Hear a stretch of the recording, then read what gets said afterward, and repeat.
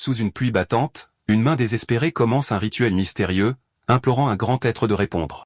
Agenouillé sur un toit, il implore la gloire, la fortune et le pouvoir de changer sa vie. Son téléphone fissuré révèle la source de son désespoir, une dette écrasante et des menaces colériques. Criant vers les cieux, il offre son âme et son corps, prêt à devenir un serviteur pour une chance d'une vie meilleure. Alors qu'il fait sa dernière requête, une étrange énergie violette crépite dans son œil. Le ciel répond avec un éclair colossal d'un autre monde qui frappe avec une force immense. Après l'éclair aveuglant, il gît inconscient sur le sol, les marques rituelles toujours visibles autour de lui. Il se réveille lentement, ses yeux s'ouvrant avec un air de confusion totale. Serrant sa tête, il est complètement désorienté, se souvenant seulement d'être à son bureau il y a quelques instants. Il regarde dans une flaque d'eau pour se repérer, seulement pour être choqué par son propre reflet. Il recule en état de choc, complètement déconcerté par son visage inconnu et son apparence plus jeune. Ses yeux s'écarquillent d'horreur alors que l'impossible vérité de sa situation commence à s'installer. Il est soudainement transporté dans une ville étrange, accroupi devant un arbre colossal et brillant qui domine l'horizon. Une mystérieuse voix désincarnée le félicite soudainement pour son exploit inconnu. Il regarde autour de lui avec une confusion totale, essayant délocaliser la source de la voix. Un sinistre grimoire flottant apparaît, révélant qu'il a été invoqué et lui offrant 3 souhaits en récompense. Il panique, réalisant qu'un livre parlant confirme sa pire crainte. Il a été transporté dans un autre monde. Il analyse rapidement sa situation, considérant cela comme sa triche, mais se sentant lésé par seulement 3 souhaits. Avec un sourire narquois et une lueur dans les yeux, il fait son premier vœu. 10 souhaits supplémentaires. L'entité dans le livre laisse échapper un large sourire menaçant, clairement amusé par l'intelligence du garçon. Le grimoire libère un torrent d'énergie sombre, réalisant que le contrat est plus complexe qu'il n'y paraissait au début. La force brute du pouvoir de l'entité envoie le garçon voler en arrière. Du chaos tourbillonnant, un être démoniaque colossal se matérialise, l'identifiant comme une nouvelle âme. Il recule d'horreur, questionnant l'identité du monstre et la nature de ce soi-disant contrat d'âme. L'entité rejette sa question, déclarant qu'il n'est même pas digne de connaître son nom. Il révèle une vérité horrible. Il a revendiqué l'âme du propriétaire original, et puisqu'il possède maintenant le corps, il lui appartient aussi. Le visage du garçon se tord d'horreur alors qu'il réalise que ce n'était pas un pouvoir de triche, mais un piège sacrificiel. Son instinct de survie se déclenche, et il se tourne immédiatement pour fuir et sauver sa vie. Mais le démon lève calmement une main griffue, mentionnant nonchalamment qu'il a oublié un détail crucial. En guise de punition pour avoir essayé de rompre le contrat, il est instantanément englouti dans des flammes d'un autre monde agonisante. Il se tord d'agonie, englouti dans le feu punitif d'un autre monde. Le démon regarde avec mépris, trouvant son âme faible totalement ennuyeuse. Avec une lueur menaçante dans son œil, l'entité lui dit d'accepter simplement sa disparition. Mais à travers la douleur cuisante, le garçon rassemble la force d'invoquer le droit des contrats. Il soutient que l'ingérence du démon rend le contrat impossible à remplir, annulant ainsi la punition. L'entité est stupéfaite, questionnant l'audace du mortel de le défier avec des règles. Il en déduit que puisqu'il n'a pas été tué instantanément, il doit s'agir d'un test pour un candidat approprié. Avec un sourire défiant, il demande directement au démon s'il est qualifié pour former un nouveau contrat. L'être monstrueux laisse échapper un souffle silencieux, presque amusé, pris complètement au dépourvu. Il éclate de puissance, déclarant avec un intérêt nouveau qu'il est le premier à oser négocier. L'entité admet que son intérêt est piqué et lui offre une chance de signer un nouveau contrat. Il établit audacieusement ses propres conditions. Un vœu accordé, et il donnera au démon une nouvelle vie. Son souhait est de 999 vœux supplémentaires, une demande qui laisse le démon complètement stupéfait. L'entité se moque de son audace, lui rappelant qu'il a moins d'une minute avant que son corps ne cède. Sa vie s'évanouissant rapidement, il se résigne à son sort ne voyant pas d'autre issue. Il accepte les termes, se liant officiellement au seul contrat en tant que contractant Joe Shen. En un éclair, il est transporté du plan éthéré au monde réel à l'extérieur d'un bâtiment banal. Il se retrouve devant sa nouvelle maison, l'appartement 35. Toujours dans ses vêtements en lambeaux, il maudit son nouveau patron de l'avoir déposé là sans ménagement. Un portail s'ouvre, et l'entité lui dit de vivre comme il l'entend jusqu'à ce qu'il ait une utilité pour lui. Il réfléchit à sa nouvelle servitude, s'attendant à une vie de labeur sans fin sous son patron démoniaque. Réalisant que se plaindre est inutile, une résolution d'acier durcit son regard. Décidant d'affronter sa nouvelle réalité de front, il ouvre la porte de sa nouvelle vie. Il entre dans le petit appartement délabré, l'endroit qu'il appelle maintenant chez lui. En examinant l'intérieur sombre, il réalise que la situation familiale du propriétaire original est bien plus désespérée qu'il ne l'imaginait. Il découvre un accord de prêt choquant scellé avec du sang, révélant les mesures désespérées de la famille. Soudain, une voix agressive brise le silence en l'appelant. Avant qu'il ne puisse réagir, un homme blond lui tend une embuscade avec une attaque brutale et inattendue. Il s'écrase au sol alors que son agresseur se dresse au-dessus de lui, questionnant furieusement où il se trouve. Entouré de voyous, il apprend qu'il le considère comme un prophète alors que leur chef se prépare à porter un autre coup punitif. Désorienté et blessé, il exige de savoir qui sont ses assaillants. Le voyou blond continue son agression brutale, lui rappelant un prêt impayé. Le voyou se moque de la pauvreté de sa famille et de son désespoir pour de l'argent. Un autre coup douloureux atterrit alors que le voyou insulte le sacrifice de sa mère. Il est considéré comme sans valeur et en dessous de l'attention du voyou. Un flashback révèle un tendre moment avec sa mère discutant de son avenir. Il se souvient d'un rêve troublant sur les difficultés de sa mère. Il se souvient du travail inlassable de sa mère et s'inquiète pour sa santé.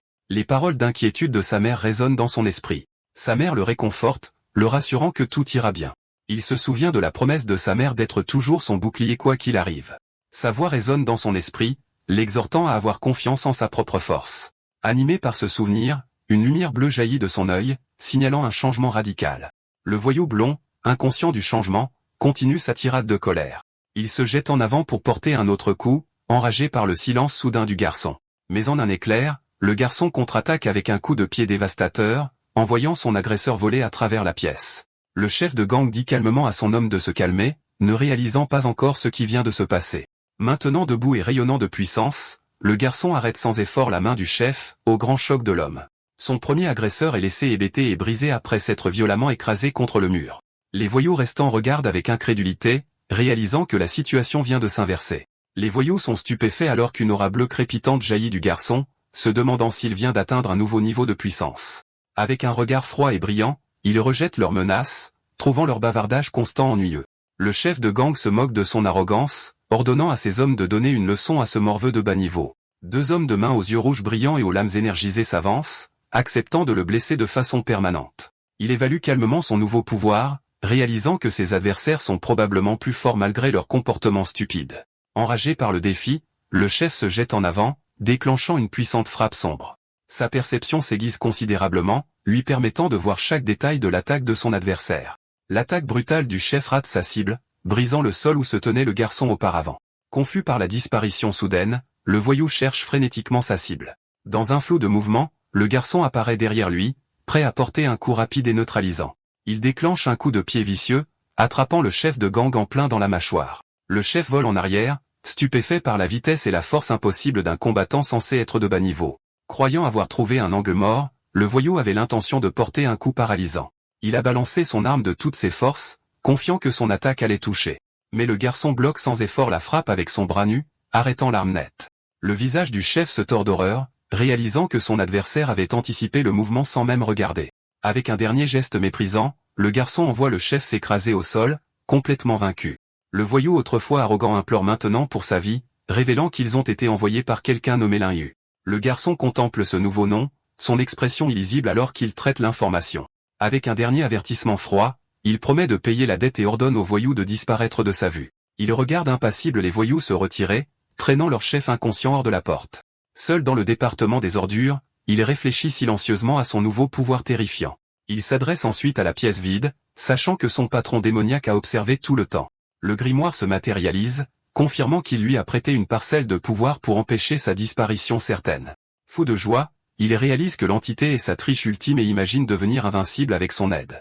L'entité se moque de son fantasme, avertissant que son pouvoir est trop immense pour un mortel et qu'il a eu de la chance de survivre. Il soutient habilement que devenir plus fort ferait de lui un serviteur plus efficace pour les désirs du démon.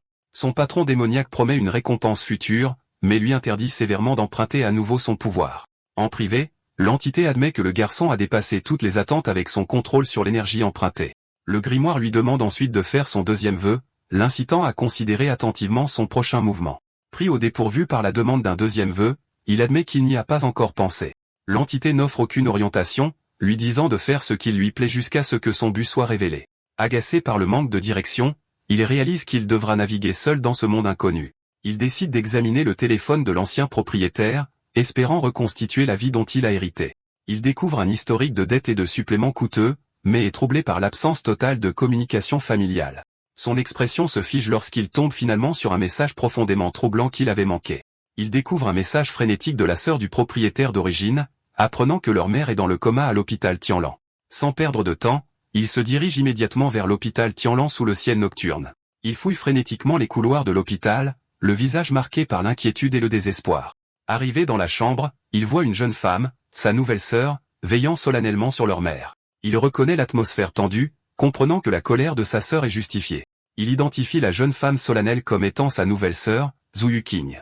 Son regard se tourne vers le lit d'hôpital, se préparant à voir sa nouvelle mère. Il regarde la femme frêle et inconsciente, le poids de sa nouvelle identité s'abattant sur lui. Comparant son état actuel à un souvenir d'une femme dynamique, il se demande si les actions du propriétaire d'origine ont conduit à cela. Il s'approche maladroitement de sa sœur, s'excusant pour son absence et s'enquérant de l'état de leur mère. Sa sœur répond avec un dédain froid, exigeant d'entendre sa dernière excuse.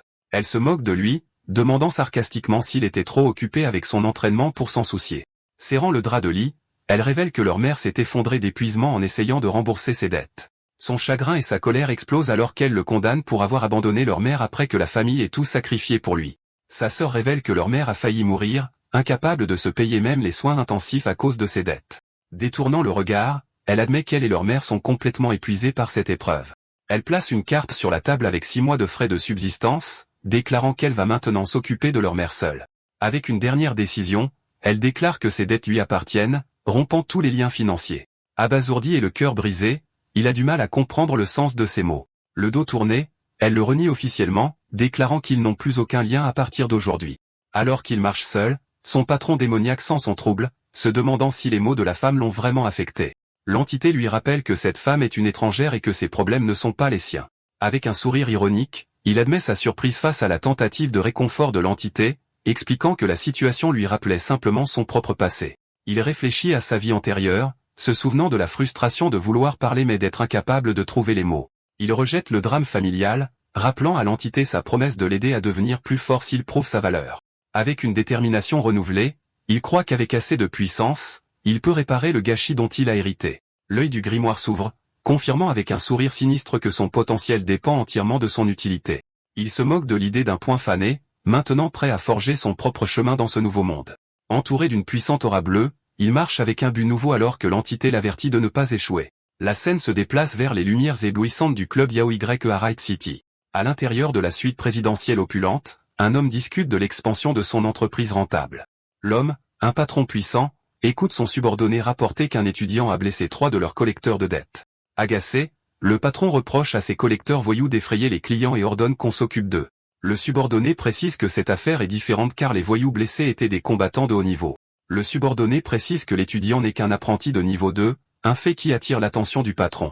Se penchant en avant, le patron exige de connaître l'identité de cet étudiant étonnamment fort. Son homme présente un dossier sur Zhu Shen, émettant l'hypothèse qu'il doit cacher sa véritable force pour vaincre des adversaires de niveau supérieur. Un sourire narquois s'étale sur le visage du patron, amusé par la tentative du garçon de dissimuler son pouvoir. Il ordonne à ses hommes de surveiller Zhu Shen, reconnaissant un talent qui ne devrait pas être gaspillé. Le lendemain matin, Zhu Shen est déjà debout et actif, sautant d'un toit pour commencer sa journée. Il court dans les rues de la ville avec un nouveau sens du but. Un homme du coin le repère, surpris par son activité matinale. L'homme le salue, essayant de lui vendre un nouveau lot de compléments alimentaires coûteux. Zhu Shen décline poliment l'offre, faisant un signe de la main alors qu'il continue son chemin déterminé. Le vendeur de compléments alimentaires le regarde partir, pensant que le gamin semble beaucoup plus joyeux ces derniers temps. Pendant les jours suivants, Zhu Shen se concentre sur l'entraînement, permettant au souvenir du propriétaire original de fusionner avec les siens. Il apprend que dans ce monde, les gens appelés speakers acquièrent du pouvoir en consommant des compléments spéciaux.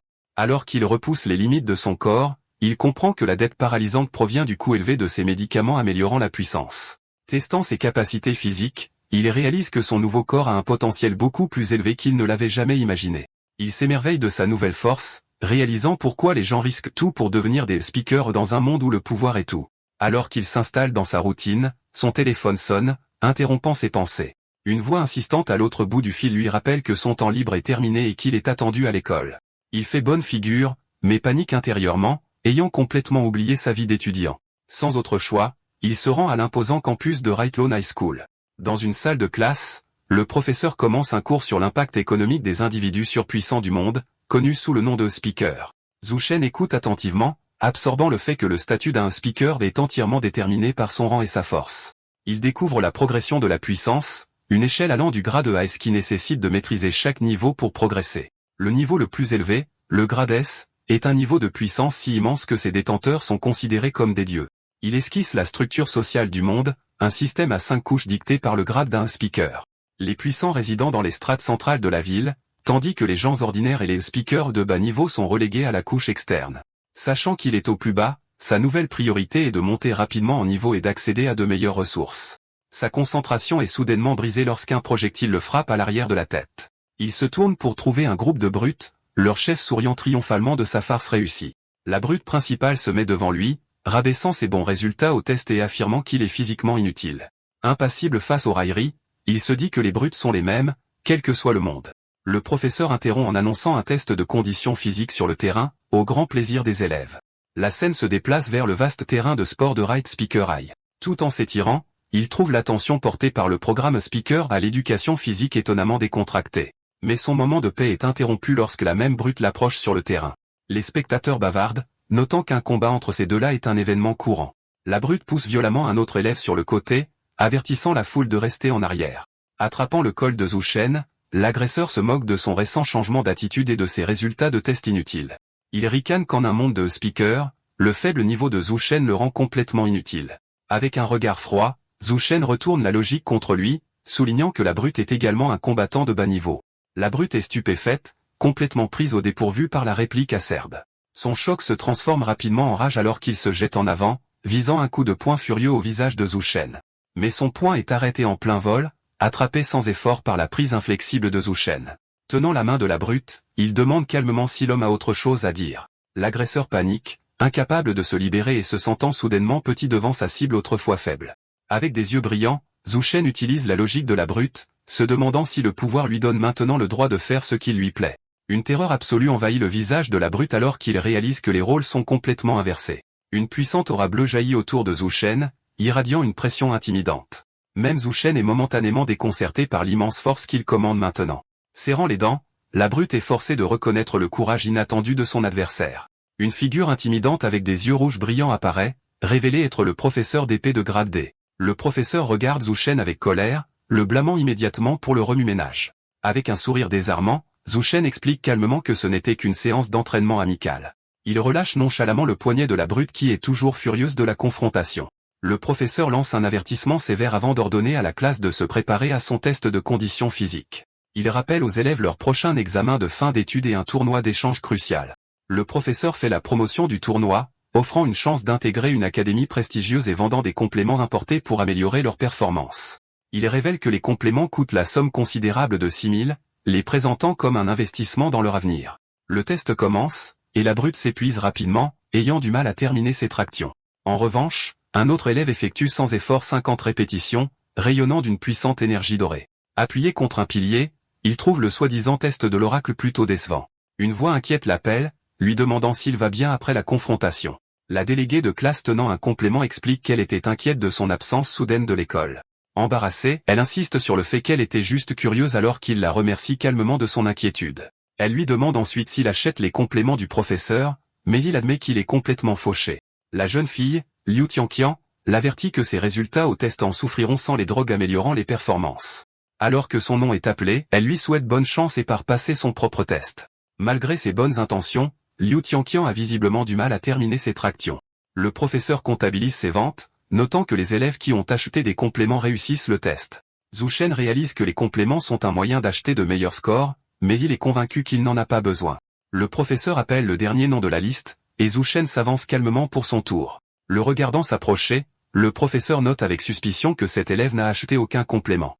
Avec un sourire sinistre, le professeur décide de faire de lui un exemple, prévoyant de truquer les résultats pour assurer son échec. Zhu Shen inspecte l'équipement, sentant que ce test apparemment simple recèle un défi caché. Il saisit fermement la barre de traction, se préparant à ce qui va suivre. Au moment où il commence, ses yeux s'écarquillent de surprise en sentant une résistance inattendue. Il réalise que les protège-poignets ajoutent du poids, devenant de plus en plus lourds à mesure qu'il exerce de la puissance, révélant la véritable difficulté du test. Cependant, il s'adapte rapidement, réalisant que le poids supplémentaire a une limite que sa nouvelle force peut facilement surmonter.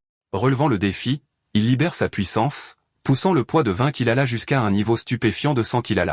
Les autres élèves, y compris son tyran, ne peuvent que fixer le choc de sa démonstration de puissance impossible, la bouche ouverte. Les élèves sont abasourdis, réalisant que sa force est désormais comparable à celle d'une élite de 2e rang. Il atterrit avec un bruit sourd, terminant sans effort le test impossible. Ses camarades de classe l'entourent instantanément, le suppliant de révéler le secret de son soudain regain de puissance. De loin, le professeur regarde avec incrédulité, se demandant comment ce faible s'est amélioré si radicalement. Il panique, réalisant que si les élèves apprennent que la puissance peut être acquise sans ces suppléments coûteux, son commerce parallèle est ruiné. Avec un sourire sinistre, le professeur décide qu'il est temps de donner une leçon précieuse à ce parvenu. Pendant ce temps, une voix paniquée jaillit du bureau du principal à propos d'un changement soudain du tournoi d'échange. Le principal apprend que le financement de l'école est réduit et que toutes les ressources sont redirigées vers des académies plus prestigieuses. Il claque le téléphone de frustration, sans aucun recours contre la décision des supérieurs. Désespéré et à court d'options, il envisage de miser l'ensemble du budget de l'école sur un seul élève prometteur. Le principal désespère dans son bureau, craignant que son académie ne s'effondre sous ses yeux. On frappe à la porte et le professeur de PS est rapidement invité à entrer. Le professeur présente les résultats des tests des élèves, louant avec confiance leur performance. Mais le principal rejette les résultats comme pathétiques jusqu'à ce que le professeur mentionne une exception inhabituelle. Intrigué, le principal demande le nom de l'élève, et le professeur identifie Zhu Shen. Pendant ce temps, Zhu Shen est convoqué au bureau, ignorant complètement pourquoi il a été appelé. Il s'approche de la porte du bureau du principal, inquiet d'avoir de sérieux problèmes. Juste au moment où il atteint la poignée, une flamme mystérieuse s'allume dans sa paume.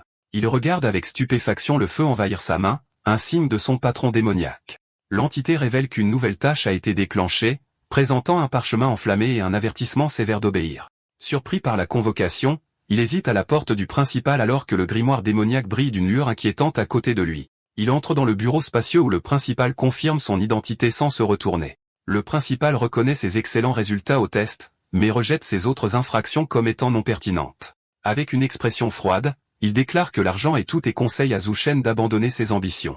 Stupéfait par cette suggestion, Zhu Shen réalise que le principal veut qu'il abandonne complètement l'école. Le principal explique qu'étant donné les difficultés financières de sa famille, poursuivre sa formation est un chemin vers un échec certain. Intérieurement, le principal justifie sa décision, prévoyant de réaffecter les ressources limitées de l'école à un élève plus prometteur. Il fait ensuite l'offre officielle, offrant un remboursement des frais de scolarité si Zhu Shen accepte de partir immédiatement. Mais juste au moment où le principal le renvoie, le grimoire démoniaque se matérialise avec un nouvel objectif.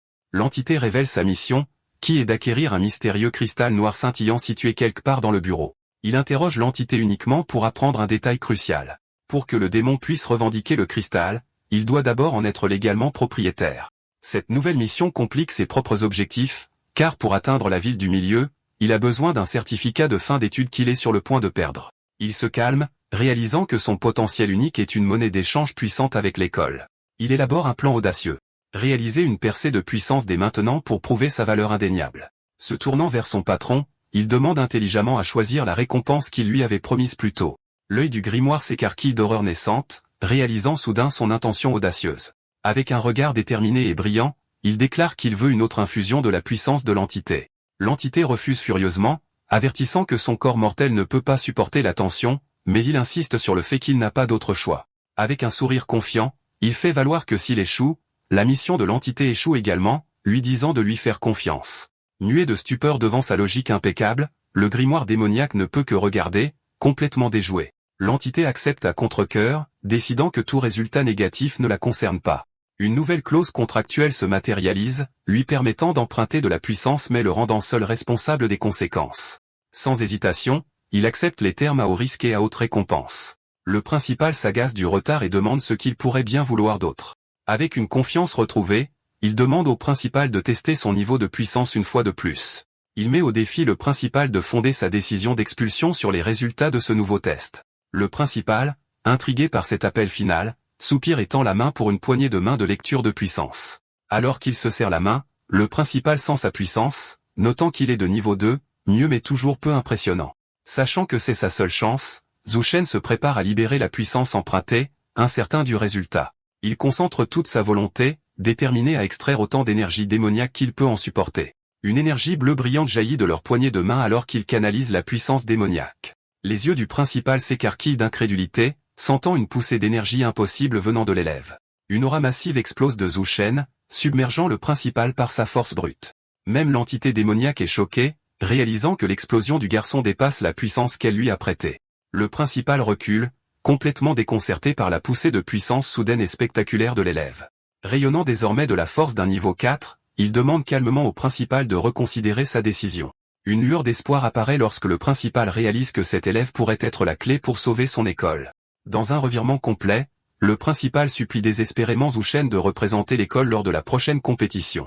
Zhu Shen est sans voix, complètement pris au dépourvu par la supplication soudaine et frénétique du principal.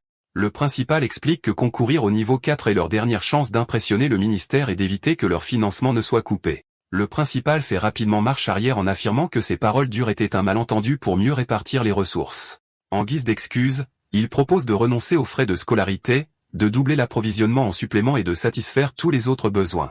Il supplie ensuite Zhu Shen de les représenter, admettant que la survie même de l'école est en jeu. Sentant son immense influence, Zhu Shen demande hardiment le cristal noir sur le meuble dans le cadre de sa compensation.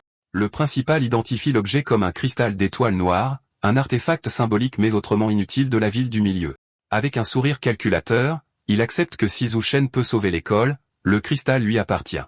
Zhu Shen accepte avec confiance l'accord, promettant de faire de son mieux lors de la prochaine compétition. Lorsqu'on l'interroge sur sa soudaine poussée de puissance, il prétend nerveusement qu'il s'agit d'une technique secrète pour cacher sa véritable force. Le directeur croit facilement à cette excuse, louant sa conscience tactique et promettant de garder son niveau secret. Un enseignant est ensuite convoqué et reçoit l'ordre d'escorter immédiatement Zhu Shen à la classe spéciale avec ses nouvelles fournitures. L'enseignant l'escorte à la classe spéciale, expliquant que tout le deuxième étage est réservé aux étudiants d'élite. Alors qu'elle sonde sa connexion avec le directeur, le professeur d'éducation physique furieux se précipite soudainement vers eux. Le professeur d'éducation physique l'attrape, affirmant à tort qu'il s'est battu pour empêcher son expulsion et offrant des paroles d'encouragement vides. Son accompagnateur corrige le professeur d'éducation physique, révélant que Zhu Shen n'est pas expulsé mais promu à la classe spéciale. Elle informe ensuite le professeur d'éducation physique que le directeur furieux l'a convoqué, ce qui fait pâlir l'homme de terreur. Plus tard dans la nuit, de retour dans sa chambre, Zhu Shen s'effondre sur son lit complètement épuisé. Il désespère devant la tâche impossible de passer au niveau supérieur 2 fois en 3 mois et demande un raccourci à son mécène.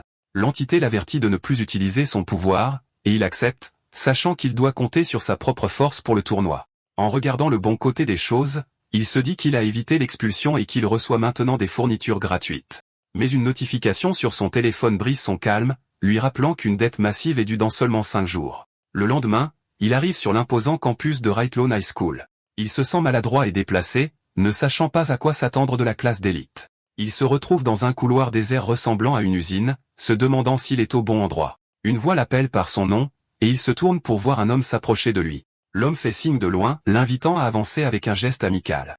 De près, l'homme l'appelle avec enthousiasme, confirmant qu'il est au bon endroit. L'homme explique qu'il est venu le chercher après avoir remarqué son absence lors de l'appel. Il se présente comme Monsieur Zhang, le professeur étonnamment décontracté de la classe d'élite. Monsieur Zhang admet qu'en raison de la baisse des inscriptions, il est le seul instructeur de formation pour les étudiants d'élite. Alors qu'il traverse la zone délabrée, Zhu Shen comprend l'état désespéré de l'école et le désespoir du directeur. Monsieur Zhang le rassure en lui disant que malgré son état, l'école a encore ses avantages. Avec un sourire confiant, le professeur promet que les installations de la classe d'élite ne le décevront pas. Il conduit Zhu Shen dans une salle de sport spacieuse et haut de gamme, l'accueillant officiellement dans la classe d'élite. Le professeur explique que les élèves sont au milieu d'une séance d'entraînement libre. Alors qu'un élève lance une frappe puissante sur un sac de frappe, Monsieur Zhang se prépare à faire les présentations. Zhu Shen est impressionné par l'équipement de pointe et la motivation de l'élève, un net progrès par rapport aux classes ordinaires. Mais alors qu'il scrute la pièce, son expression change, sentant un courant de tension sous-jacent. Il remarque que les autres élèves ont arrêté de s'entraîner, leur regard froid créant une atmosphère hostile. Ignorant l'ambiance, Monsieur Zhang appelle les élèves à se rassembler pour la présentation. Le professeur présente Zhu Shen, rappelant à la classe que seuls les forts y parviennent, tandis que Zhu Shen offre une salutation polie. Les élèves d'élite se tournent vers lui, leur chef demandant ouvertement si Zhu Shen a de réelles compétences. Avec un sourire condescendant, il accuse le nouveau venu d'avoir utilisé des relations pour entrer dans la classe d'élite. Le professeur défend avec colère l'entrée légitime de Zhu Shen, mais le garçon lui-même semble complètement impassible face à l'accusation. Ignorant le professeur, les yeux du challenger rougeoient alors qu'il lance officiellement un défi pour régler la question. Les autres élèves éclatent en commérage, choqués par le défi aux enjeux élevés où le perdant doit servir le gagnant.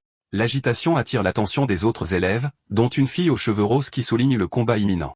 Un élève aux cheveux blonds arrête son entraînement, son intérêt étant piqué par la mention d'un nouveau transfert. Le professeur essaie de calmer le jeu, leur rappelant que le défi n'est pas officiel tant que Zhu Shen ne l'accepte pas. Voyant une occasion parfaite de jauger son nouveau pouvoir, Zhu Shen accepte calmement le défi. Pendant ce temps, une voix choquée retentit depuis le bureau du directeur, signalant qu'une autre crise se déroule. Le directeur reçoit un appel frénétique, apprenant que son élève vedette est déjà en train de se battre. Monsieur Zhang rapporte que Ma Wenhao a lancé un défi formel, et à son grand choc, Zhu Shen a accepté. Les deux combattants se fixent du regard alors que la foule choisit avec impatience son camp, transformant la salle de sport en un spectacle. Voyant une opportunité, le directeur approuve le match, désireux de voir les résultats de la prétendue formation secrète de Zhu Shen. Monsieur Zhang intervient pour arbitrer, établissant les règles strictes du défi formel et avertissant les spectateurs de ne pas interférer. Les deux combattants confirment leur rang, révélant qu'ils sont tous les deux au stade 2, au grand étonnement de Ma Wenhao. Les règles continuent, interdisant toute technique mortelle alors que les deux adversaires prennent leur position dans l'arène. Ma Wenhao sourit avec confiance alors que le professeur ajoute qu'aucune représaille n'est autorisée après le match. Zhu Shen reste stoïque alors que les conditions finales sont fixées. L'abandon ou un coup net au visage décidera du vainqueur. Toutes les règles étant établies, Monsieur Zhang donne le signal, lançant officiellement le duel à enjeux élevés. Ma Wenhao se jette en avant, espérant qu'une frappe rapide et agressive prendra son nouvel adversaire au dépourvu. Mais Zhu Shen est prêt, se préparant calmement à contrer et à mettre fin au combat en un seul mouvement décisif. Il intercepte sans effort l'attaque, arrêtant le bras de son challenger au milieu de son élan avec un regard de confiance totale. Étourdi par la vitesse impossible, Ma Wenhao lance un coup de poing de suivi furieux. Zhu Shen évite facilement la rafale de coups sauvages, donnant à son adversaire enragé un aspect maladroit. Le challenger est de plus en plus frustré, incapable de porter un seul coup à sa cible insaisissable. Désespéré de l'immobiliser, Ma Wenhao prépare une nouvelle stratégie alors que Zhu Shen lance un contre-coup de pied. Ma Wenhao lance une puissante frappe descendante brillante visant à écraser l'avance de son adversaire. Zhu Shen sent le changement de tactique, se préparant alors que son adversaire le nargue pour avoir esquivé. Le challenger lance une technique de combat dévastatrice, un art du coup de pied enflammé conçu pour mettre fin au combat. Épinglé au sol, Ma Wenhao lance un coup de pied au sol délicat, confiant qu'il finira par se connecter. Mais le regard de Joken reste vif et impassible, voyant clair la manœuvre désespérée. Utilisant le sol pour s'appuyer, il plante sa main et canalise sa propre énergie pour une contre-attaque. Dans une démonstration étonnante d'agilité, il se retourne et délivre son propre coup de pied dévastateur, prenant son adversaire par surprise. Le visage du challenger se tord d'incrédulité, choqué que le nouveau venu possède également des compétences de combat avancées. Reculant, Ma Wenhao essaie désespérément de se ressaisir, s'accrochant à l'espoir qu'il peut encore gagner. Mais avant même qu'il ne puisse terminer sa pensée, un point s'arrête à quelques centimètres de son visage, le figeant sur place. Zhu Shen retient calmement le coup de poing en demandant si cela compte comme un coup net, mettant ainsi fin au match selon ses propres termes. Complètement vaincu, le challenger autrefois arrogant ne peut que fixer d'horreur silencieuse inondée de sueur. Le duel étant définitivement terminé, le professeur déclare officiellement Zhu Shen vainqueur du défi aux enjeux élevés.